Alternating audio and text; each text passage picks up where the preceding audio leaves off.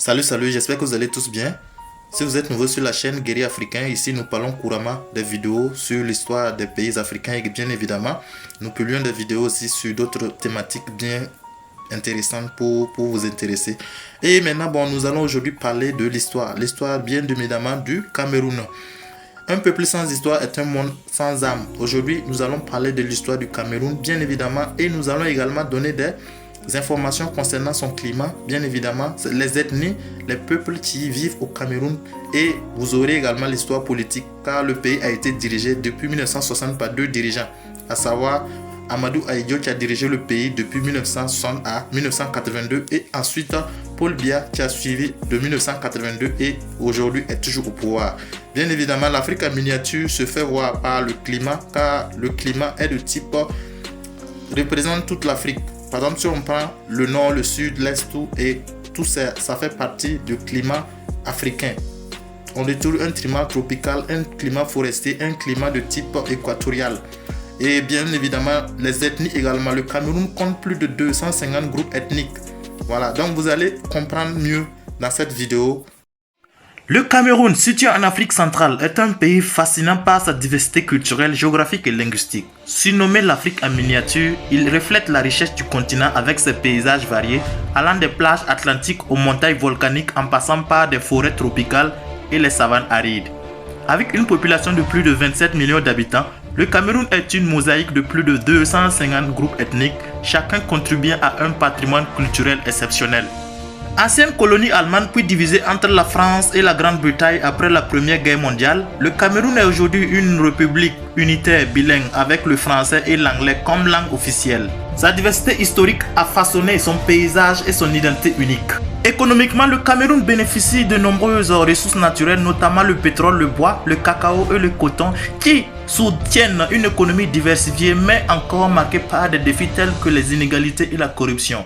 Côté culturel, le pays est reconnu pour sa musique vibrante, le mokassa, le beat twisty, sa cuisine riche et son amour pour le football, symbole d'unité nationale.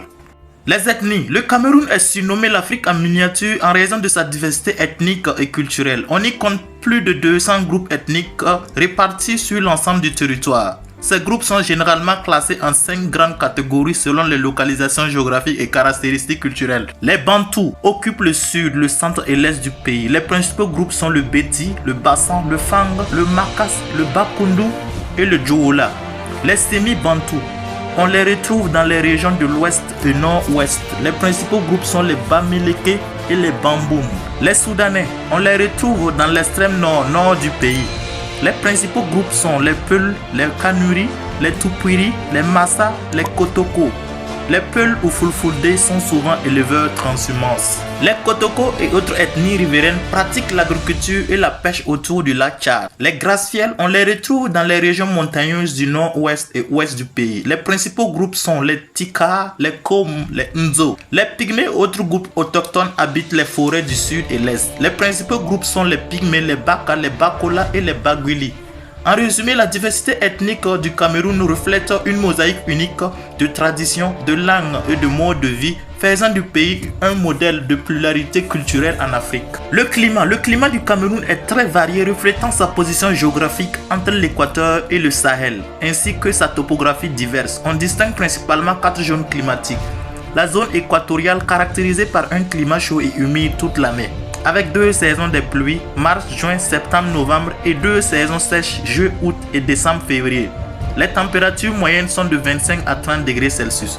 Les régions concernées sont Daala, Kribi et le sud forestier. La zone tropicale centre et ouest caractérisée par une alternance entre une saison sèche novembre-mars et une saison des pluies avril-octobre. Les températures varient entre 20 et 25 degrés Celsius, notamment sur les hauts plateaux. Les régions concernées sont Yaoundé, Grasfiel, Babanda, Bafounsam. La zone soudano-sahélienne au nord caractérisée par un climat chaud et sec, typique des régions semi-arides. Une courte saison des pluies juin-septembre et une longue saison sèche octobre-mai. Les températures sont élevées supérieures à 30 degrés Celsius, pouvant atteindre 45 degrés Celsius en saison sèche. Les régions concernées sont Garoua, Maroua, Kousséri. La zone montagneuse à l'ouest et nord-ouest, avec un climat frais et humide en saison de latitude, de fortes pluies abondantes notamment autour du mont Cameroun, l'une des régions les plus humides au monde. Avec des températures fraîches souvent inférieures à 20 degrés Celsius, les régions concernées sont le Mont Cameroun, le Chang, le Bas-Banda. Les zones côtières reçoivent jusqu'à 10 000 mm de pluie par an, tandis que le nord peut descendre à 500 mm. Matin, un vent chaud et sec souffle en saison sèche dans le nord. En résumé, le Cameroun possède une grande diversité climatique allant du climat équatorial humide au sud au climat sahélien aride au nord, ce qui influence grandement l'agriculture, la biodiversité et le mode de vie locaux. Le Cameroun est appelé Afrique en miniature car il reflète une synthèse de la biodiversité africaine et culturelle. Cependant, la miniature n'est qu'une dictature lorsque on pense politique. En effet, depuis les indépendances fictives, le Cameroun n'a connu que 2 présidents, Amadou Ahidjo entre 1960 et 1982 et Paul Biya de 1982 jusqu'à nos jours. Soudain, on peut se permettre de raisonner, mais pour le Cameroun, la raison est emprisonnée. Car une population jeune, très ancrée à la politique marxiste et socialiste, ne saurait laisser un vieillard s'aventurer dans une Afrique en miniature en manque d'ouverture. Tout d'abord, Amadou Ahidjo, premier président du Cameroun après les indépendances en 1960, celui-ci a dirigé le pays d'un bras de fer. Il instaure un système de parti unique, Union des populations du Cameroun UPC, et toute opposition au pouvoir était opprimée.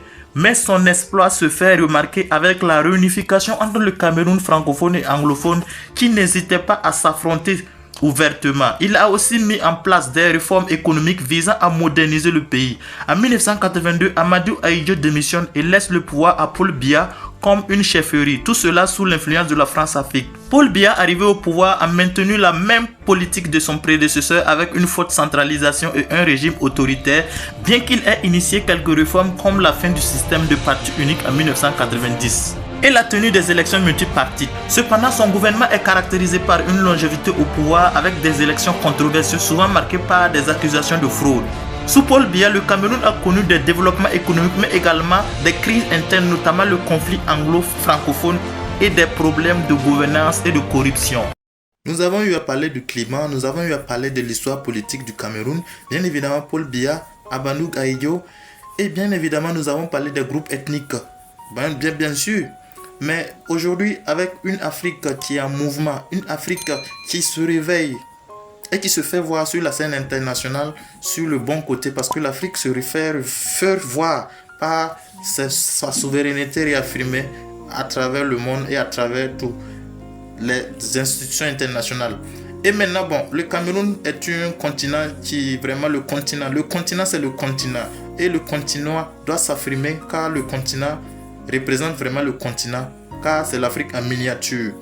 Et le continent doit peut-être laisser passer des jeunes leaders qui peuvent peut-être influencer la scène internationale pour apporter un plus au Cameroun du futur.